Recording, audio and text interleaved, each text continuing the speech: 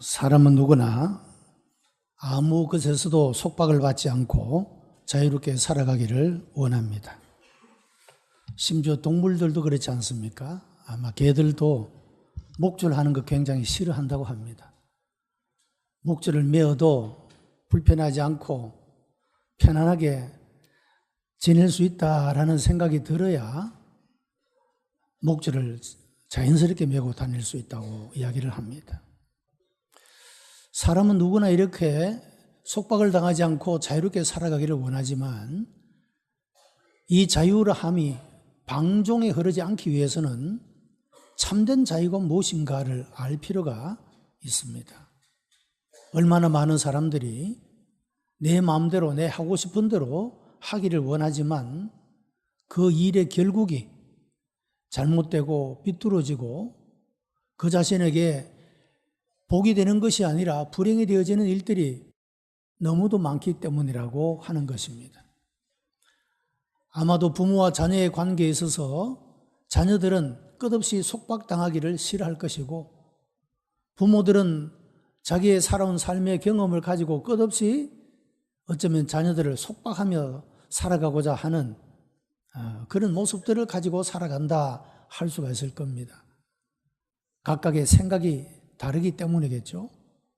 부모들은 인생을 살아보니 그렇게 살아서는 안 된다는 것이고 자녀들은 한 번도 살아보지 않았으니 내 마음대로 한번 살아보겠다고 하는 것이고 그런 갈등들이 또 가정들마다 생겨나고 있는 것을 볼 수가 있습니다.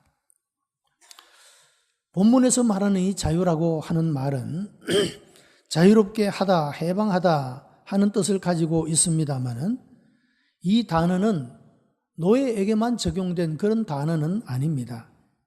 자유로운 행동을 막는 어떤 속박으로부터 사람을 해방시킨다 이런 의미로 사용된 단어입니다. 본문에서 자유에 관한 배경은 로마 시대의 노예 제도입니다. 노예는 전쟁에서 패배할 때 죽음 대신에 노예를 선택하게 되고 혹은 많은 부채를 질 때 그 값을 대신하여 노예가 되었습니다. 노예는 그 자신만 아니라 그의 가족들도 태어나는 자녀들도 자동으로 그렇게 노예가 되어졌다라고 하는 것입니다. 그리고 한번 노예가 되어지면 자기 스스로의 힘으로는 노예라고 하는 굴레에서 벗어날 수가 없었습니다. 그 노예를 자유케 할 수 있는 사람은 오직 주인만이 그 노예를 자유하게 할 수가 있었다고 하는 것입니다. 노예의 생은 참으로 비참했습니다. 주인에게 절대적으로 순종해야만 했고 가혹한 취급을 당해도 반항하거나 또 거기에 대해서 항의할 수가 없었습니다. 생사가 주인에게 달려있었기 때문입니다. 자, 이런 사회적인 배경 하에서 예수님께서 자기를 믿은 유대인들에게 이렇게 말씀하셨습니다. 진리가 너희를 자유케 하리라. 진리를 알지니 진리가 너희를 자유케 하리라. 이 말을 들은 유대인들은 이렇게 반문을 합니다. 우리가 남의 종이 된 적이 없는데 어째서 우리 보고 자유케 되리라고 이야기하느냐라고 반문을 하게 된 것입니다. 여러분, 자유라는 말은 규정하기가 대단히 어려운 단어입니다. 개인적인 자유, 국가적인 자유, 육신적인 자유, 정신적인 자유, 자유를 표현할 수 있는 영역이 대단히 그 개념이 넓은 것을 볼 수가 있습니다. 그런데 이 모든 자유를 크게 두 가지로 나눈다면 외적인 자유와 내적인 자유로 나눌 수가 있을 것입니다. 참된 자유는 외적인 것으로부터 오는 것이 아니라 내적인 것으로부터 오는 것이고 이것은 세상이 줄 수 있는 것이 아니라 오직 예수 그리스도만이 줄 수가 있는 자유가 바로 참된 자유다 그런 말입니다. 성도 여러분, 오늘 주님의 이름을 부르며 하나님을 예배하는 여러분 모두에게 진리의 성령께서 여러분들 가운데 임재하시고 역사하여 주심으로 진리를 알므로 자유함과 더불어 주시는 평안과 즐거움이 여러분 모두에게 충만하게 채워지게 되기를 주님의 이름으로 축복합니다. 참된 자유를 얻기 전에 우리의 삶의 상태가 어떤 것이었는가? 예수님은 죄의 종이었다, 그렇게 말씀을 하고 있습니다. 불교에서는 해탈 이전의 상태를 무명이라 그렇게 말합니다. 유교에서는 무도, 도가 없는 상태를 그렇게 표현하고 있는 것을 볼 수가 있습니다. 그러나 예수께서는 모든 사람들은 다 죄의 종으로 살아가는 존재라고 그렇게 말씀하고 있다는 것입니다. 아마도 사람을 여러 가지로 관찰할 수가 있을 겁니다. 생리적으로만 본다면 사람은 동물과 비슷합니다. 먹고 자고 하는 이 모든 행동들이 동물과 별로 다를 바가 없는 존재인 것입니다. 도덕적으로나 이념적으로는 동물과는 사람이 전혀 다른 존재라고 할 수가 있겠죠. 동물에게는 도덕이라는 것이 없습니다. 그러나 사람은 서로의 관계 속에서 지켜나가야 될 도리가 있고 그런 예의를 지켜나가는 도덕을 가지고 살아가고 있는 것입니다. 또한 사람은 이것이 옳은가 그런가에 대한 생각들을 가지고 살아갑니다. 이념적 가치에 의해서 그 사람의 삶이 움직여지는 이런 행동을 사람은 합니다. 그러나 동물은 그렇지 못하다 할 수가 있겠죠. 그런데 참으로 사람을 판단할 때 어떤 기준을 적용해서 사람을 판단할 것인가 하는 것은 대단히 중요하다, 그런 말입니다. 만약에 사람을 생리적 기준으로만 판단한다면 동물이다, 그렇게 말해도 틀린 말은 아닐 것입니다. 그래서 어떤 기준을 가지고 사람을 판단하느냐, 그래서 대단히 중요한 문제가 된다는 것입니다. 예수님께서는 사람을 하나님과의 관계 속에서 규정 짓고 있다는 것입니다. 자, 여러분, 마가복음에 의하면 사람은 천하보다도 귀한 존재다, 그렇게 말씀했습니다. 사람이 무엇 때문에, 어떤 이유로 천하보다도 귀한 존재입니까? 그것은 모든 사람은 하나님의 형상과 모양대로 지음을 받은 존재이기 때문에 그렇습니다. 하나님을 닮은 존재, 그래서 사람은 귀한 존재인 것입니다.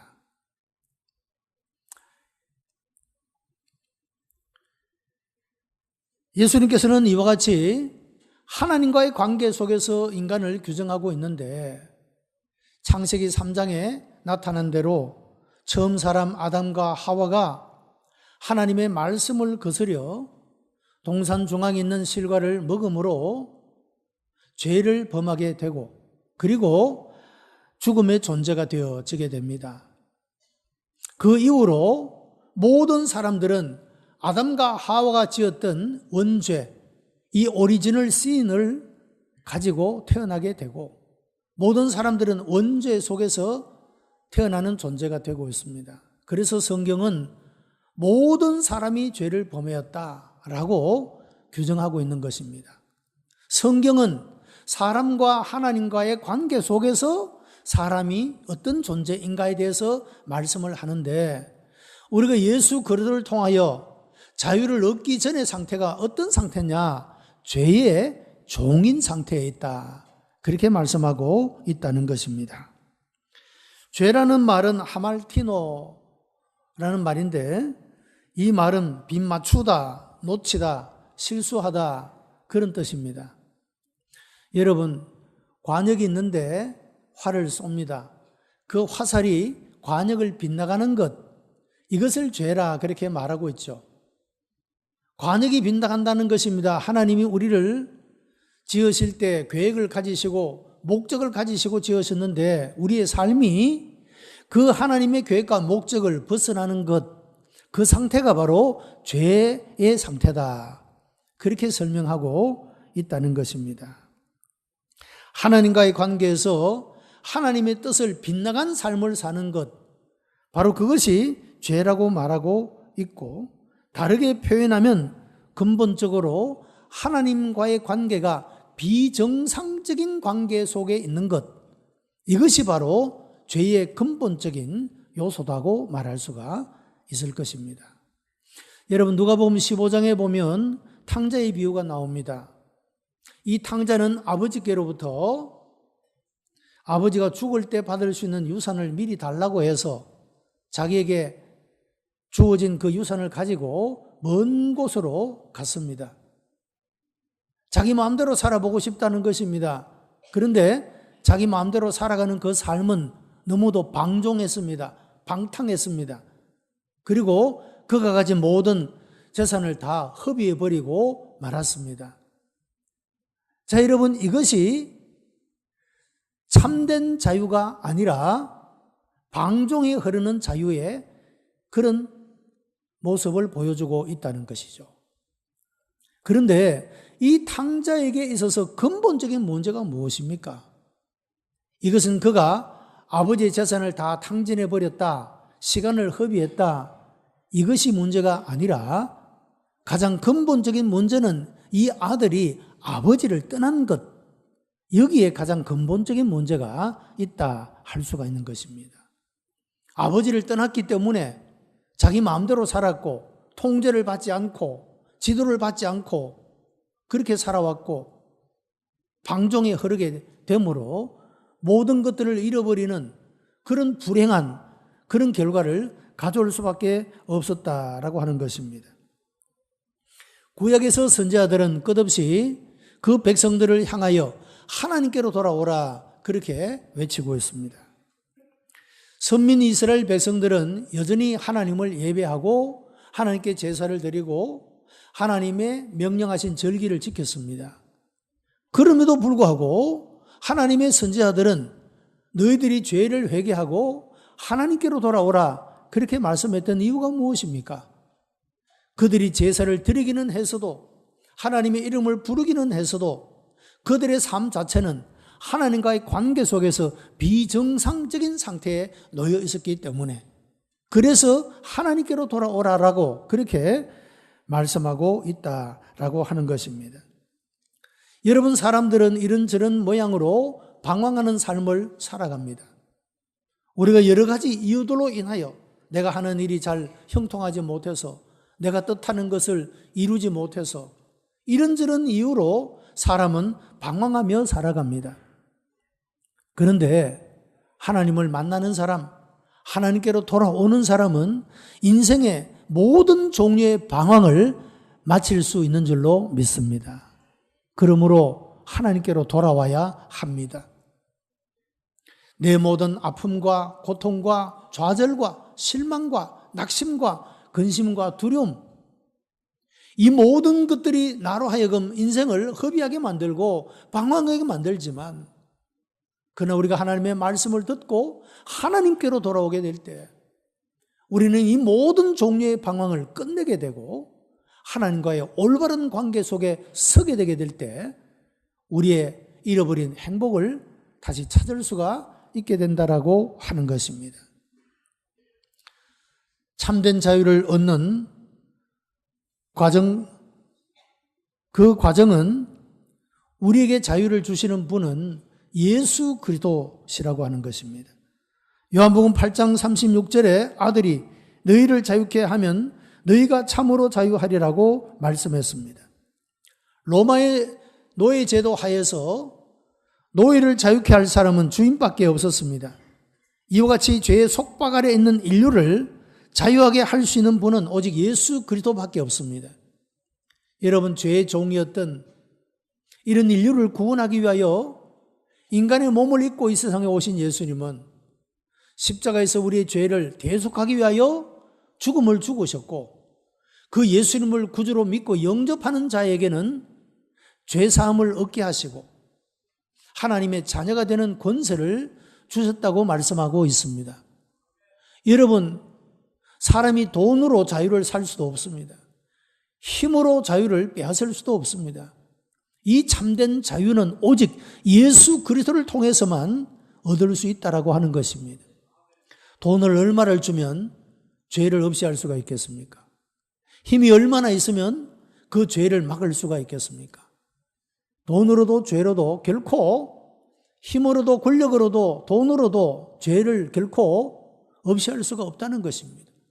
오직 예수 그리스도의 보배로운 예수 그리스도의 보혈만이 우리를 죄에서 깨끗하게 할 수가 있다라고 성경은 말씀하고 있다는 것입니다.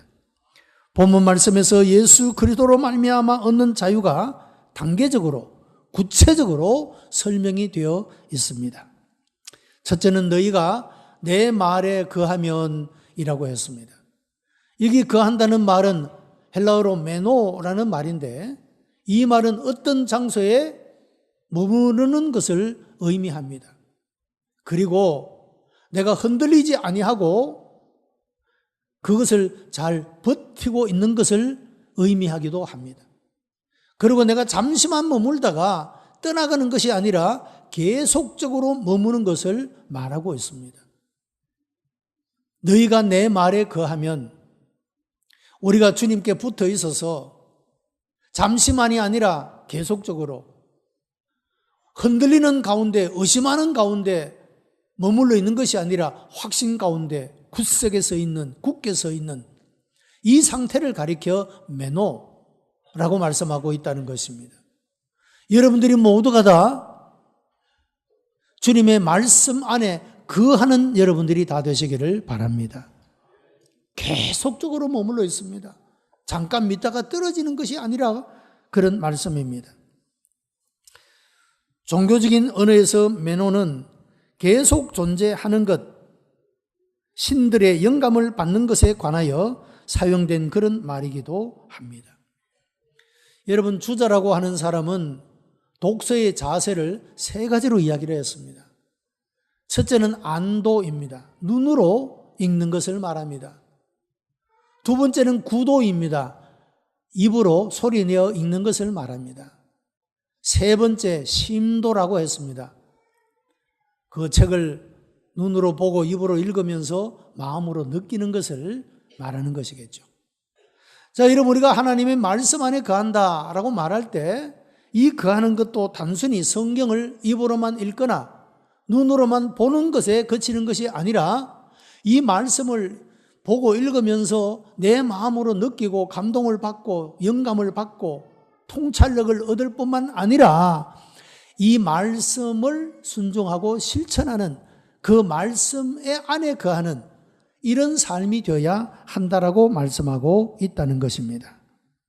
우리 모든 성도들이 자유를 얻는 과정 첫 번째, 너희가 내 말에 거하면 지속적으로 계속적으로 우리가 주 예수 그리스도 안에 머무는 이런 삶을 통하여 참된 자유로 나아가는 여러분들이 되시기를 바랍니다. 두 번째 단계는 참 내 제자가 되고 말씀했습니다. 제자는 헬라어로 마데테스라고 하는 말입니다. 배우는 자를 뜻합니다. 생도를 말합니다. 요즘에 사람들이 얼마나 많이 배웁니까? 참으로 너무도 많은 것을 배우며 살아갑니다.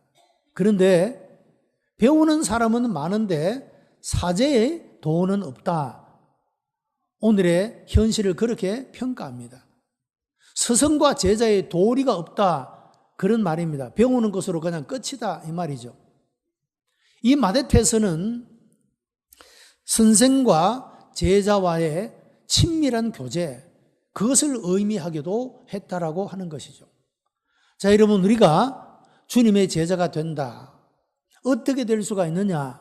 그냥 주님의 말씀을 듣기만 하는 것으로 제자가 되는 것이 아니라 주님과의 친밀한 교제 속에서 살아가는 삶이 있을 때 우리는 주님의 제자가 될 수가 있다. 그런 말입니다. 우리가 그런 삶을 살아야 된다는 것이죠. 내가 그리스도인이다 라고 말할 때 그 그리스도인은 그냥 주님의 말씀을 이 주일 예배 나와서 예배 시간에만 말씀을 듣고 끝나는 것이 아니라 내가 어디에 가서 무엇을 하든지 내가 그 주님의 말씀을 듣고 그 주님 말씀 안에 머무는 주님과 더불어 교제하고 주님과 동행하는 언제나 주 예수 그리스도 안에 있는 이런 삶을 살아갈 때에 우리가 신실한 그리스도인이라고 말할 수가 있듯이 우리가 주님의 제자가 되어질 수가 있다라고 말씀하고 있는 것입니다. 여러분, 주님과 우리와의 관계 속에서 사제의 도가 우리들에게 있게 되기를 바랍니다.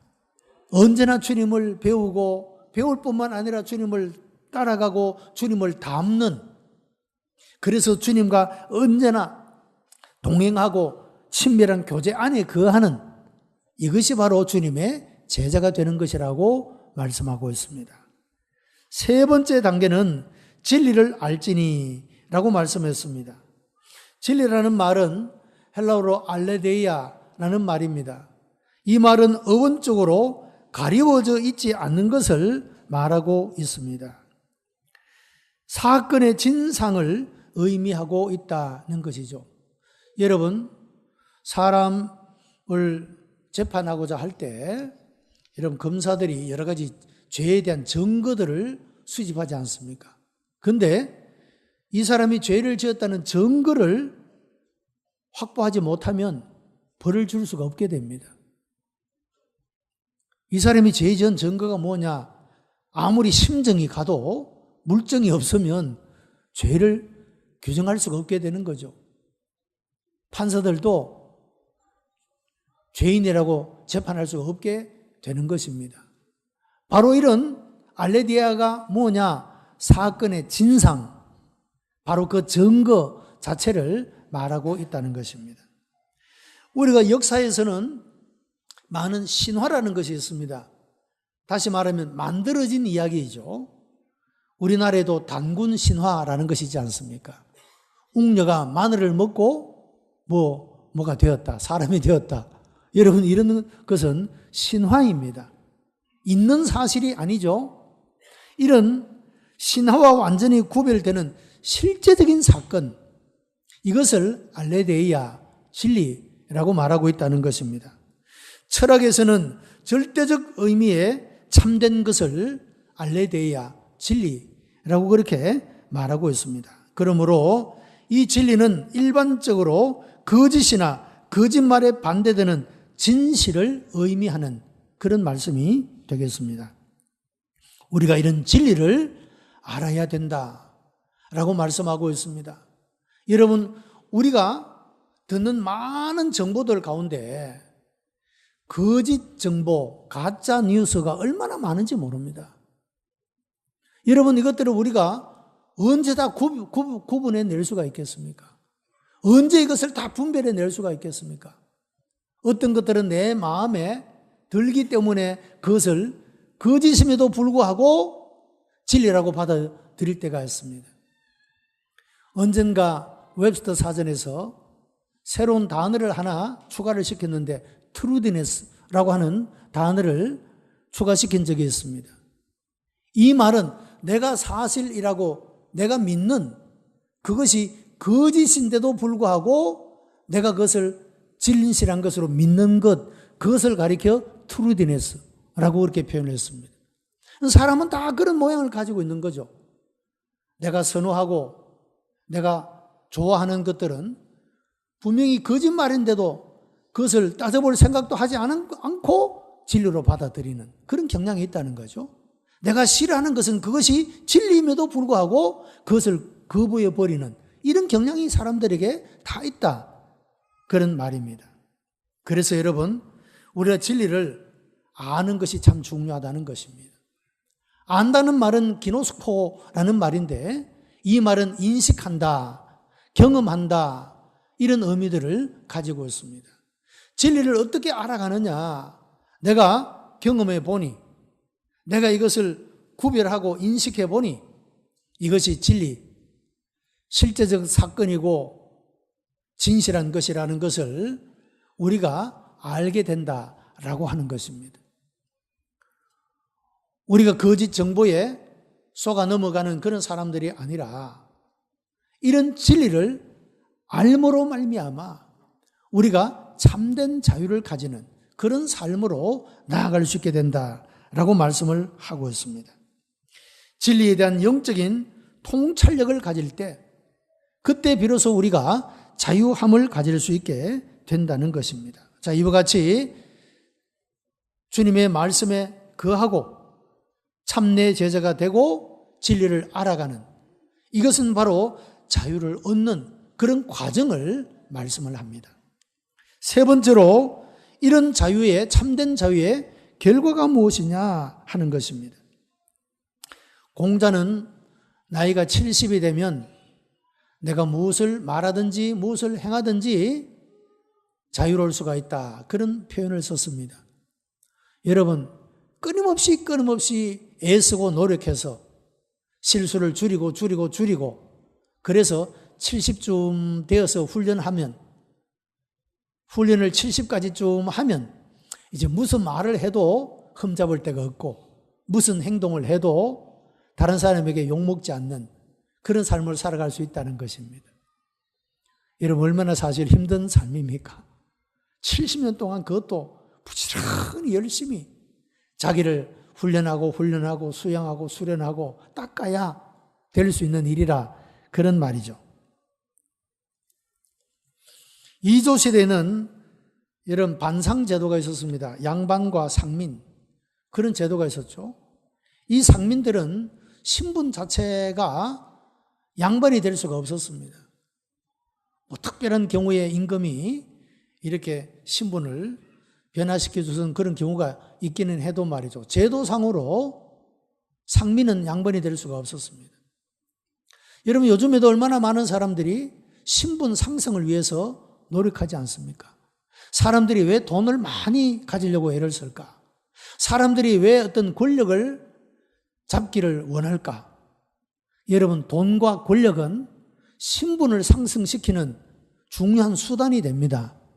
그래서 사람들은 많은 돈을 벌기를 원하고 어떤 권력의 자리에 지위를 얻기를 원하는 그런 모습을 볼 수가 있습니다. 이상한 사람도 여러분 국회의원이 되고 무슨 정치가 자리에 서면 신분이 완전히 달라지죠. 사람들의 인식이 달라지죠. 갑자기 사람이 돈을 많이 가지고 있게 되면 자기를 대하는 태도가 사람들이 달라지게 되는 모습을 볼 수가 있지 않습니까? 그런데 여러분, 예수 그리스도께서 주시는 자유라고 하는 것은 이런 세상이 주는 것과 같지 않다는 것입니다. 예수 그리스도께서 주시는 자유는 노예도 상민도 연약한 자도 실패한 자도 가난한 자도 누릴 수 있는 자유입니다. 가진 자만이 가질 수 있는 자유가 아니라는 것이죠. 힘 있는 자만이 가질 수 있는 자유가 아니라 그 자신이 어떤 신분에 있든 어떤 처지에 있든 가질 수 있는 자유가 예수 그리스도께서 주시는 자유라고 하는 것입니다. 그리고 이 자유는 누구도 빼앗을 수가 없다라고 말하고 있습니다. 여러분, 요즘에 탈북자들이 참 많지 않습니까? 최근에는 상장, 그 굉장히 고유층, 장군에 속하는 그분이 탈북을 했다 하는 이야기를 듣습니다. 여러분, 북한에서 장군이면 아주 권력을 누리고 살아갈 수 있습니다. 그런데 왜 탈북을 할까요? 여러분, 외교관 얼마나 신분이 높습니까? 이 사람들이 왜 탈북을 할까요? 그것은 불안감 때문에 그렇지 않겠습니까? 내가 지금 권력을 가지고 있고 내가 지금 잘 살아도 언제 죽을지 몰라. 한순간에 그냥 죽어. 나만 아니라 모든 가족들, 친족들이 멸족이 돼. 그런 불안감과 두려움, 끝없는 그들은 불안감 속에 사로잡혀 있다는 거죠. 참된 자유를 얻지 못하고 있다, 그 말입니다. 그래서 이분들은 참된 자유를 찾기 위해서 탈북한 것이 아니겠습니까? 여러분, 세상은 참된 자유를 줄 수가 없습니다. 그러나 예수 그리스도는 누구도 빼앗아갈 수 없는 그런 참된 자유를 주시는 분이십니다. 우리로 하여금 죄로부터 자유케 하시는 분입니다. 세상의 그 어떤 것으로도 죄로부터 자유로울 수가 없습니다. 모든 두려움으로부터 주님은 우리를 자유케 해주십니다. 진리를 알 때 우리는 우리를 얽매고 있는, 우리를 짓누르고 있는 모든 두려움, 염려, 근심, 걱정으로부터 우리는 자유로울 수가 있다라고 하는 것입니다. 무엇보다도 우리는 죽음으로부터 자유로운 존재가 될 수가 있습니다. 이런 모든 사람들이 다 죽음을 두려워합니다. 죽음에 대한 공포를 가지고 살아갑니다. 안 죽으려고 합니다. 목숨만은 살려달라고 이야기를 합니다. 그런데 언젠가 우리는 떠나야 될 존재들입니다. 그래도 우리는 염려치 않습니다. 왜 그렇습니까?